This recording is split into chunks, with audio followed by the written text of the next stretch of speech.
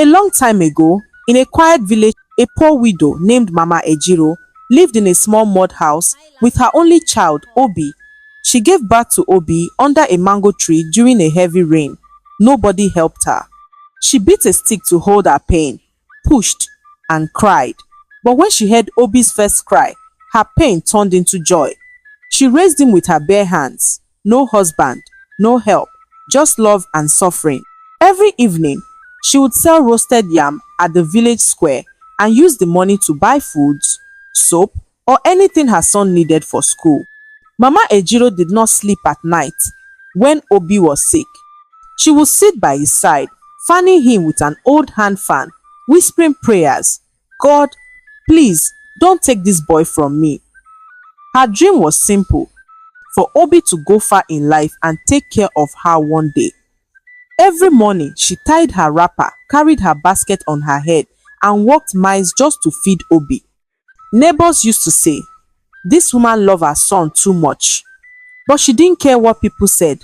She only knew one thing: her son must make it, even if it cost her blood. Obi was a gifted child.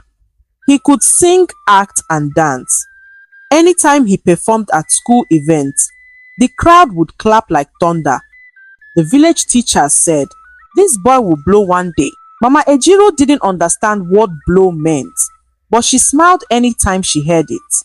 She sold her wrapper, her only gold earring, and even her cooking pot just to pay for Obi's stage costumes and transport fare when he had competitions in town. People laughed at her. "See this woman who wants to train her son to become a clown," they mocked. But she kept pushing. One day, Obi got chosen for a big audition in the city. Mama Ejiro danced with joy. She ran around the compound shouting, "My son will become a big man."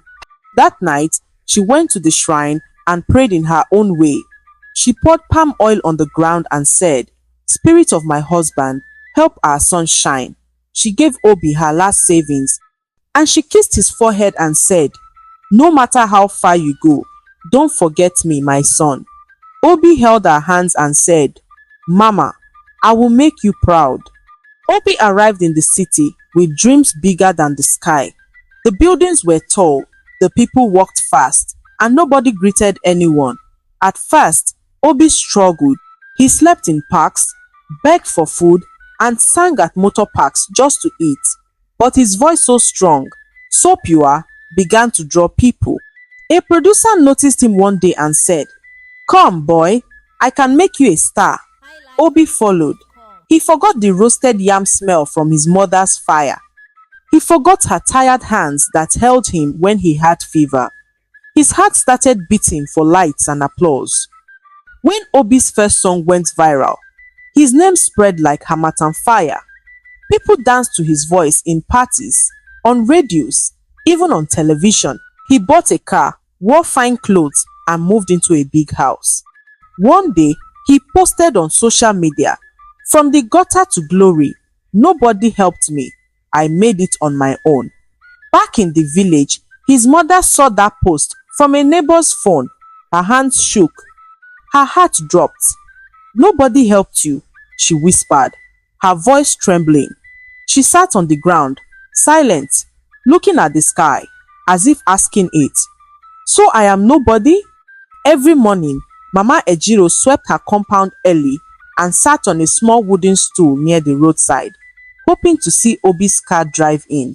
Villagers passed and asked, "Mama Obi, any word from your son?" She forced a smile and said, "Soon, he must be busy." But inside her heart, pain was eating her like fire. Days turned to weeks, weeks to months. She waited. No letter, no phone call, no gift, not even a bag of rice, just silence. Sometimes, she went to the market square, bought newspaper, and asked people to help her find her son's face. When she saw his smile in a magazine, she touched the paper gently and said, "My son, you look happy." But her eyes were full of tears. One night, she woke up shaking. She had dreamt that Obi was dancing on a stage, but when she ran to hug him, he turned into smoke. She cried alone. The lantern in her room flickered, just like the last hope in her heart. Years passed. Obi became even bigger. He was now called Starboy Obi. One day, he was invited to receive an award as the pride of his village. The organizers sent a letter to his mother to attend to. When she got the letter, she held it close to her chest and laughed for the first time in many moons. "He remembered me," she shouted. She borrowed wrapper from a neighbor, plaited her hair, and danced around her compound. She spent 2 days practicing how to greet him on stage. "My son, my star, my boy that God gave me," she would say. She didn't sleep the night before. She cleaned her slippers with ash and water, wore her best blouse, and left before the sun rose. As the bus moved, she looked out the window, smiling. "Obi will see me. We will hug. The village will know I did not lie," she said with joy in her voice. The hall was big and filled with light. Mama Ejiro sat in the crowd, holding her hands close to her chest. When Obi stepped on stage, the crowd clapped and screamed his name. Mama stood up and waved, tears in her eyes. "Obi, my son!" she shouted with joy. But Obi froze. He saw her, he knew her, but fear and pride held his lips. The host asked, "Who is this woman shouting?" Obi smiled awkwardly and said, "Just a villager. I don't know her." The words hit Mama Ejiro like a bullet. Her legs shook. Her wrapper nearly fell. "Obi, it's me, your mama," she said in a soft cry, but the microphone had moved on. The crowd laughed at her. One man said, "This old woman, Seth, they will claim anybody." Mama Ejiro walked out, slow, silent, broken. Each step felt like death.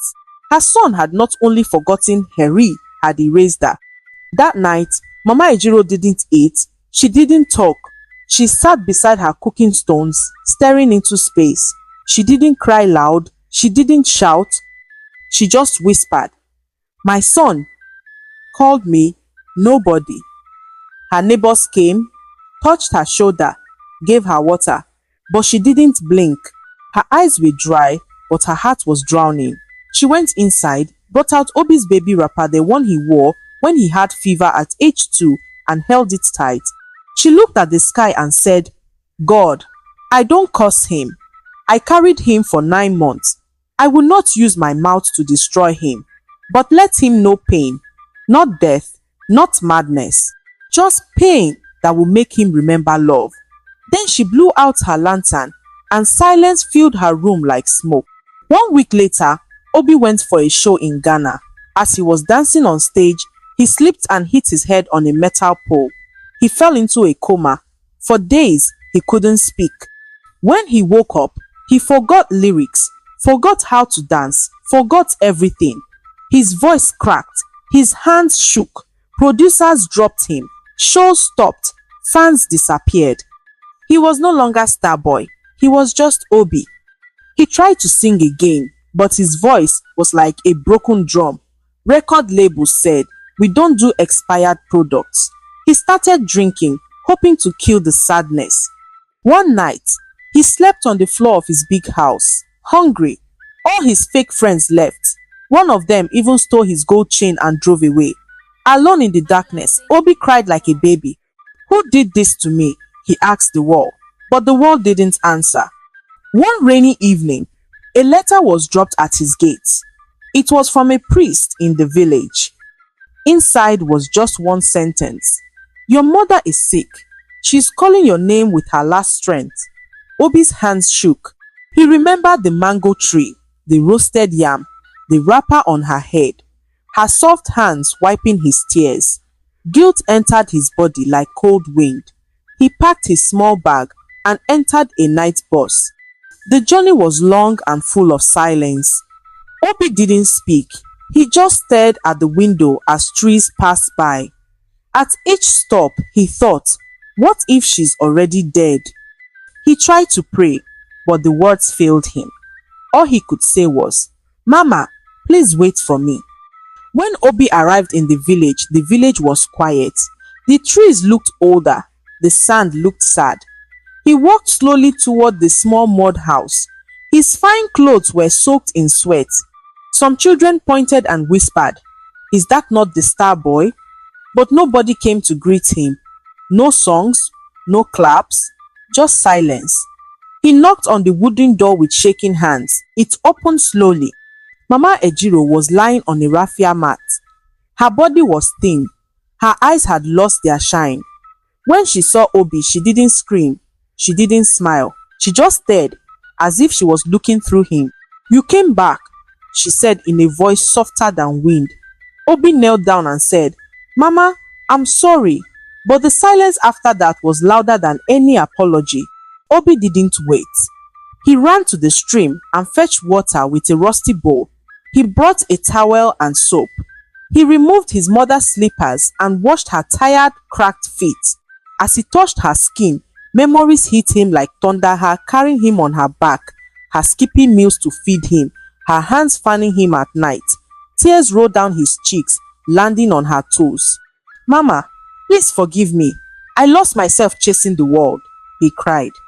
Mama Ejiro looked at him with weak eyes. "You called me a stranger," she whispered. Obi held her legs tighter. "I was foolish. The world sweetened my tongue and hardened my heart," he said. She closed her eyes and said, "If I die tonight, at least I will die seeing you remember me." That night, Obi didn't sleep. He laid beside her, watching her chest rise and fall, afraid it might stop. Obi stayed in the village. He fetched firewood, cooked porridge, swept the compound, and bathed his mother like a baby. Villagers watched in silence. Some said, "He has changed." Others said, "Fame dealt with him." But nobody mocked him again. They saw pain in his eyes and regret in his steps. Obi didn't care about pride anymore.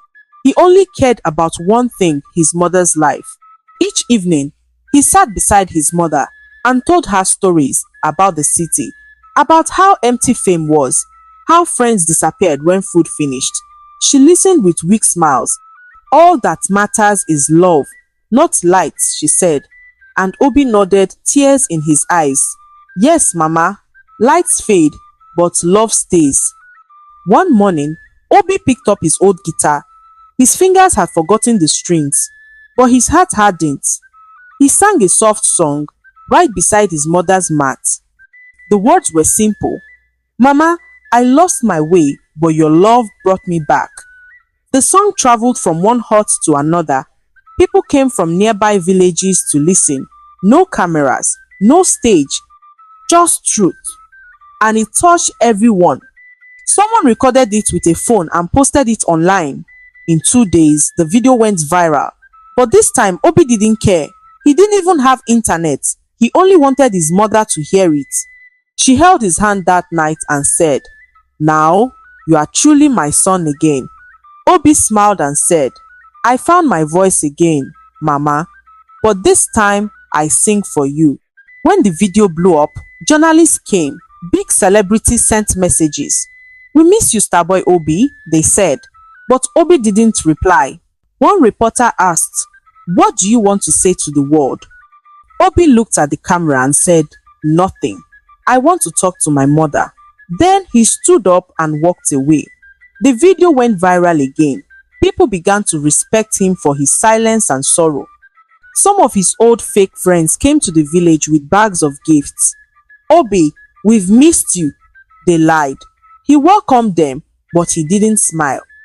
After they left, he told his mother, "They liked the star, not the sun. But you loved the sun before the star." His mother touched his face and said, "Love does not come and go. It stays 7 in hunger." Obi started helping the village. He fixed the borehole. He bought books for the school. He taught music to children under the mango tree. People began to call him not Star Boy, son of the soil. For the first time in years, Obi felt full not from food, but from peace. At night, he and his mother would sit outside and listen to frogs croak and stars blink. "This is my Grammy," he told her one night, pointing at the stars. "Your Grammy?" she asked. He smiled and said, Yes, I don't need an award anymore. I just need this moment. Mama Ejiro wrote a letter. She couldn't write well, but she tried. She asked a young girl to help her finish it. It said, "To my son, I forgive you, not because you came back, but because I never stopped loving you. No pain can kill a mother's heart. Just promise me this, don't forget me again." She gave him the letter and said, "Keep it in your pocket. When you go far, let it bring you back." Obi folded the letter like gold. He put it in his chest pocket, close to his heart. "Even if I reach heaven's gate, I will carry this," he said. She smiled and said, "Then my work here is done." Her eyes closed slowly. She fell asleep with a calm breath, but that night, she didn't wake up again. Obi cried like a baby. He held her body and shook her, shouting, "Mama, please, wake up! I just found you again." But the winds only blew dry leaves. The villagers came. They buried her under the mango tree where he was born. Obi didn't wear shoes. He walked barefoot behind the coffin, singing softly. No band, no camera, just his voice and tears. After the burial, he sat beside her grave for 3 days. He didn't eat, he didn't talk, just sat. When he finally stood, he said, "I was born here. I will die here. This is my true fame." And with that, he began a new life now, as a star, but as a son. Obi stayed in the village. He refused offers to return to the city. He said, "If I go back, I may forget again, and I can't carry that pain twice." He turned the old mango tree into a place of learning. Children sat under it every evening to hear him sing. Not for money, not for shows, but for memory. He told them stories of how the world can take your eyes and blind your heart. "But if you have a mother, hold her close. She's your true light," he told them. The children listened. The elders smiled. Peace returned to Obi's soul, like a bird finally finding its nest. Obi released one last song. He called it Mama's Voice. He sang it with no drums, no backup singers, just his voice and his guitar. The song became a classic, not because of beats, but because of truth. It was played at weddings, funerals, and school graduations. It healed people. It made many go home and call their mothers. People stopped calling him Starboy Obi. They started calling him Obi the Heart Singer. He smiled whenever he heard it. He would look at the sky and whisper, "Thank you, Mama. Your voice still lives in me." Obi lived a quiet life in the village. He grew old and became a grandfather to every child. When he finally died, they buried him beside his mother under the mango tree. On his grave they wrote, "Here lies the boy who lost the world but found love." His story became a lesson. Parents told it to their children, and the lesson was simple. Never let the world make you forget the hand that held you first. Because fame fades, but a mother's love never dies. No matter how far you go, never forget the voice that prayed for you when no one knew your name.